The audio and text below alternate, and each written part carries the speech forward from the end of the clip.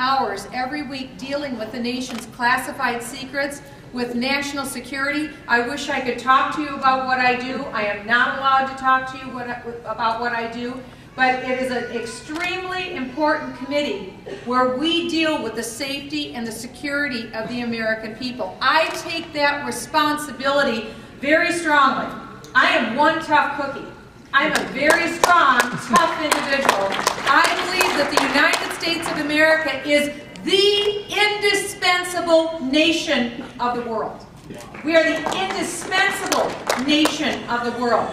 We can get into the issue of exceptionalism, but I think the world is a far better place because of the United States of America. I may be 5'2" and wearing a yellow suit, but I am one tough lady when it comes to defending our freedoms in our nation. I felt I've spent a lifetime fighting, not only just my brothers, but I fought in the Minnesota State Senate because when I got there, I decided I'm here to stand for something. I'm here to fight for something. And so I fought. I'm a former federal tax litigation attorney. I came out of very modest circumstances. My mom was a single mother. And after my parents' marriage broke up, I put myself, I started working essentially jobs, babysitting when I was 12. I bought my own glasses, my own clothes, I paid my lunch money at school. My mom did the best she could, she just didn't have much. But it was the greatest lesson God gave me, because it taught me the American dream, that we can be something in this country if we put our mind to it. When I was 13, she said, "Michelle, something that can never be taken away from you is your education. Work as hard as you can." And so I listened to her. I had a great education when I was here in Iowa growing up, a great education in Minnesota. I applied myself. I put myself through college, through law school, through postgraduate school. I have a doctorate degree in federal tax law. And my husband did the same thing.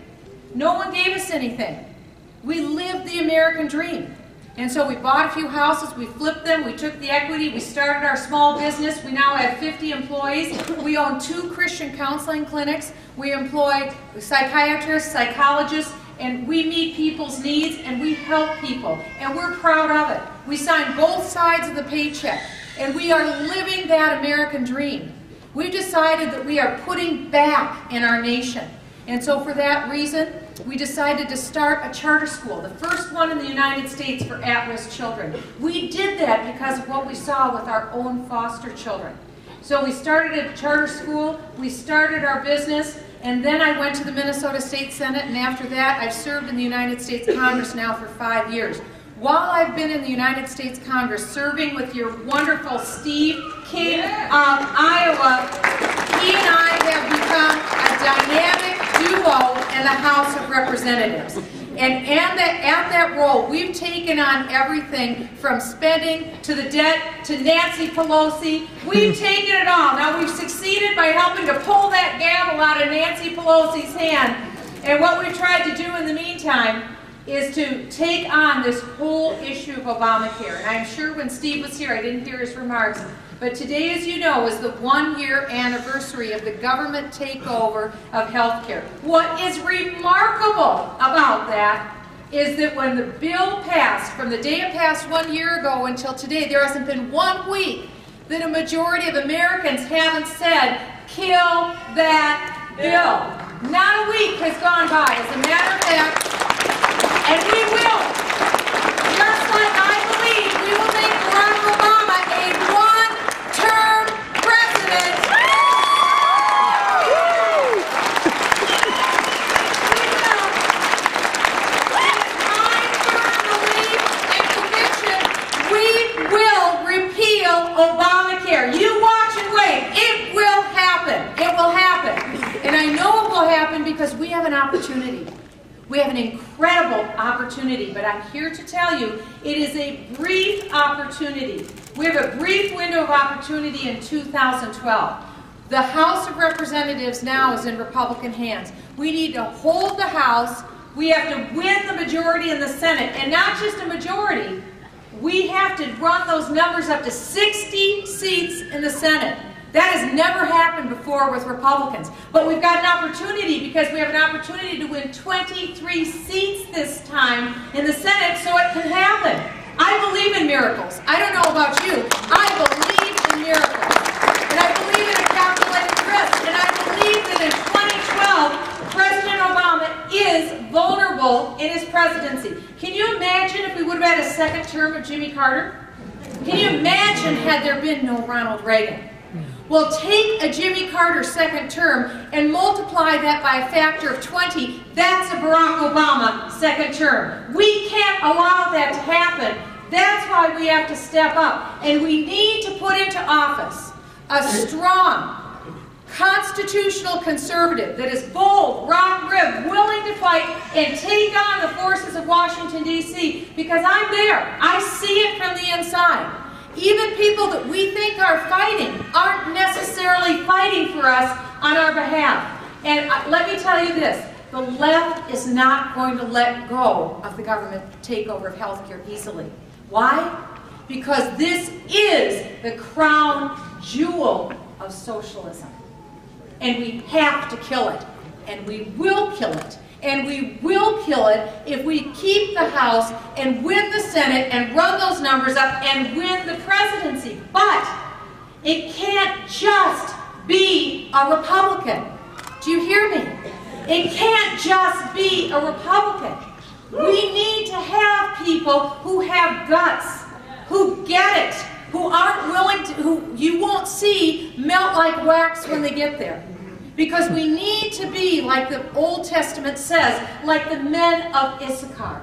If you've ever read about the 12 tribes in the Old Testament, one of the tribes was the men of Issachar, and this is what it says. It says the men of Issachar understood the times that they lived in, and they knew what to do.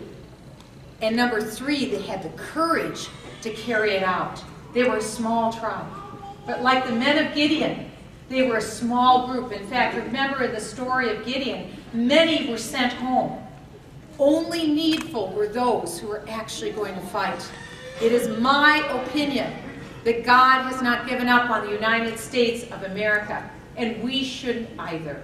I believe in this country. I believe in it. I believe in its greatness. I believe that America has a destiny.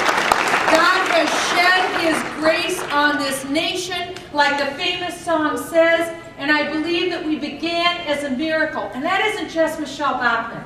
That is the opinion of our founders. George Washington, John Adams, read the founders. They believed and they knew without a shadow of a doubt because they were there. They saw it. They knew that this was improbable, that this nation would ever rise up as it did. And yet they were in. They were in this thing because they knew what it would take. And Abigail Adams wrote in one of her letters that the subsequent generations would never know the blood and the treasure that was spent for them to enjoy the liberties that they now have.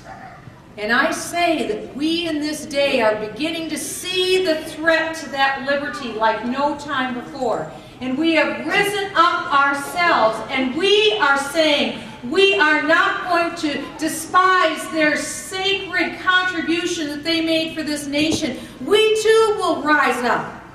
Because consider, for 234 years, every generation has successfully forged the link in the chain of liberty so that every generation has successfully seen the transfer of liberty to the next generation.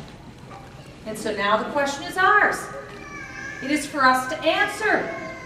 Will we be that latest generation that Abraham Lincoln spoke of at his whistle stop when he was in Indiana on his way to the White House for the inauguration, when he stood at the back of the train and he said, it is not for politicians, it is not for presidents to determine whether we will remain free. It is for you. It is for the American people to determine whether the latest generation will remain free. And that is who we are. We are the people. And this is the latest generation. And these beautiful children that you and that I and my husband have poured our lives into, we have to ask ourselves, are they worth it? Are they worth it for us to make sure that we put down that deposit and marker to make sure that the torch of liberty is theirs? And I say they're worth it. I say the nation is worth it. Not just out of a simple, this is my team and I'm for it, but because this is the indispensable nation. And so I ask you all, will you consider these words as you look forward to 2012? Whether you are willing to be in and whether you are willing to lay it on the line. I believe you are. I know that I am. I am in for 2012 to make sure that that torch of liberty is not extinguished on our watch, because Lincoln was right. We can't trust the politicians. We can only trust the people.